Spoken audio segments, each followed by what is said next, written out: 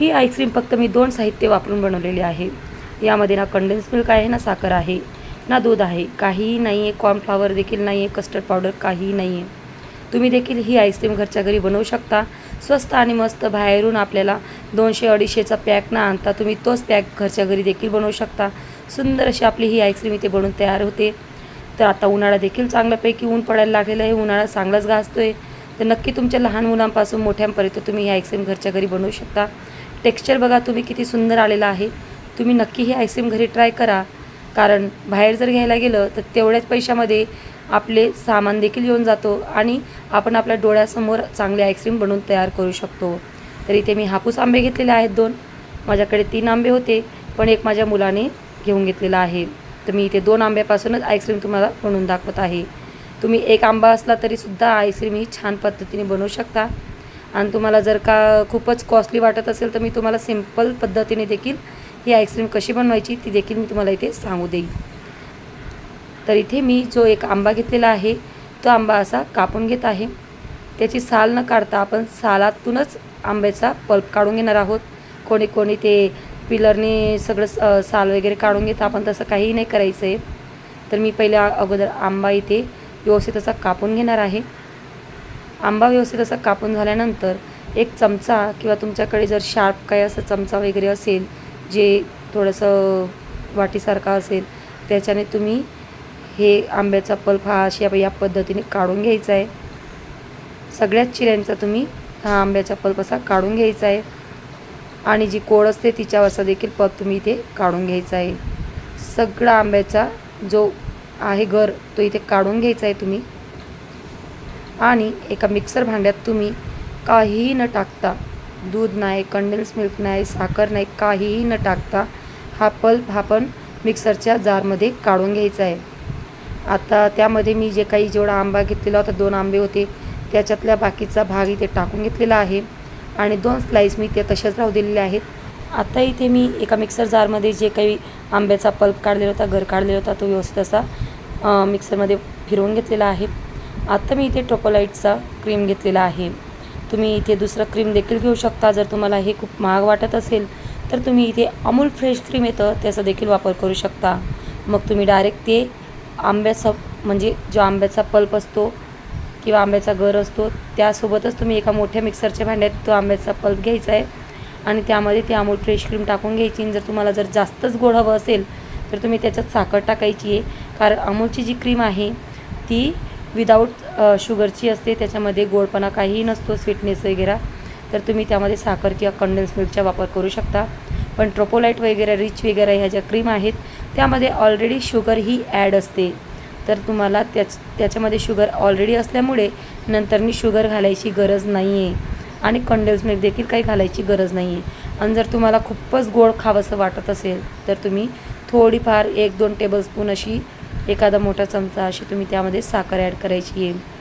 तर इथे मी एक क्रीम काढून घेतलेली 1.5 कप, तर तुम्ही 1.5 कपच्या जागी 1 कप देखील घेऊ शकता। तर मी इथे 1.5 कप घेतलेली आहे। आता तुम्हाला जर जास्त कमी करायची असेल क्रीम तशी करू शकता तुम्ही, तुमच्या इच्छेनुसार आहे तसा। तुम्ही आंब्याचा गर हा जास्त काढायचा आहे, आंबे जास्त घ्यायचे आहेत। मग आता हँड ब्लेंडरच्या सहाय्याने आपण ही क्रीम अशी व्यवस्थित अशी फेटून घ्यायची आहे। क्रीम चांगल्यापैकी थिक व्हायला पाहिजे। बघू शकता आपण बिलकुलही खाली पडत नाही आहे, क्रीम भांड्याला चिटकलेली आहे। मी भांडं उलटं देखील केलं नाही त्याच्यातलं आणि ते जे काही आपला आंब्याचा रस जो होता, आंब्याचा पल्प जो आपण मिक्सरमधून फिरवून घेतलेला आहे तो त्यामध्ये टाकायचा आहे क्रीममध्ये आणि व्यवस्थित असं परत एकदा असं फेटून घ्यायची आहे क्रीममध्ये, म्हणजे आंब्याचा रस आणि क्रीम ही एकजीव होऊन जाईल। आंबा जर तुमचा खूपच आंबट असेल तर त्यामध्ये तुम्ही साखर घाला, अन्यथा नाही जरी घातली तरी चालेल, कारण क्रीम ऑलरेडी स्वीट आहे, त्याच्यामध्ये अगोदरच गोडपणा आहे। जर का तुम्हाला आंब्याचा गर फिरवत असताना मिक्सरमध्ये दूध घालायचं आहे तर तुम्ही 2-3 टेबलस्पून थोडंसं दूध ॲड करू शकता। तुमच्या इच्छेचा प्रश्न आहे, तुम्हाला जर दूध टाकायचं आहे तर तुम्ही दूध देखील टाकू शकता। आता हे सगळं मिश्रण आपण असं एकजीव करून घेतलेलं आहे। आंबा आणि क्रीम ही व्यवस्थित अशी फेटून घेतलेली आहे। आता एक कंटेनर घेतलेला आहे मी इथे, तुमच्याकडे जो काही कंटेनर असेल तुम्ही तो घ्यायचा आहे। तुम्ही स्टीलच्या कंटेनरमध्ये देखील ही आईस्क्रीम अशी सेट करू शकता। व्यवस्थित अशी सगळी आईस्क्रीम अशी पसरवून घ्यायची एका लेअरमध्ये. तर मस्तपैकी आपण इथे आईस्क्रीम ही टाकून घेतलेली आहे त्या कंटेनरमध्ये आणि मी लेवल करून घेत आहे त्याची, जेणेकरून आपण आत्ता ते जे आंब्याचे जे 2 स्लाईस घेतले होते त्याचे मी बारीक बारीक पीसेस करून घेतलेले आहेत आणि ते पीसेस मी या आंब्याच्या आईस्क्रीममध्ये पहिला जो लेअर आहे त्यावरती बाकीचे पीसेस हे मी असे टाकून घेणार आहे. आणि त्यानंतर मग जी काही उरलेली क्रीम होती ती सगळी क्रीम मी त्यावरती टाकून देणार आहे. म्हणजेच जो सेकंड लेअर आहे तुम्ही त्यामध्ये टाकून देणार आहे. आता जे काही आपले जे आंब्याचे जे छोटे छोटे क्यूब्स केलेले तुकडे केलेले आहेत मी ते त्यावरती मी आता टाकून देणार आहे. आता व्यवस्थित असे आपण ते इकडे तिकडे असे पसरवून घ्यायचे आहेत. एका जागी एकासोबत सगळे टाकायचे नाही आहेत. वेगवेगळ्या जागी तुम्हाला हे आंब्याचे जे स्लाईस तुम्ही केलेले होते छोटे छोटे तुकडे ते टाकून द्यायचे आहेत. आणि त्यानंतर मग एक टूथपिक घ्यायची आहे किंवा एखादा बारीक काडी किंवा चमचा घ्यायचा आहे छोटूसा.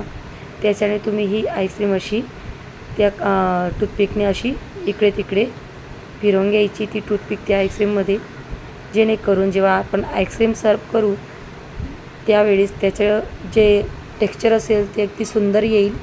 आता ही आपली आईस्क्रीम आपण एका कंटेनरमध्ये काढून घेतल्यानंतर आता त्यावरती आपण एअरटाईट असं झाकण लावून घेणार आहोत आणि रात्रभर फ्रीजमध्ये ठेवणार आहोत. अगदी सुंदर आपली ही आईस्क्रीम दुसऱ्या दिवशी तयार होईल. तुम्हाला तो देखील व्हिडिओ मी इथे टाकत आहे, बघू शकता आपण. किती सुंदर असं टेक्स्चर आलेलं आहे. विश्वासच बसणार नाही की ही आईस्क्रीम आपण घरी बनवलेली आहे. अगदी बाहेरसारखी आईस्क्रीम आहे.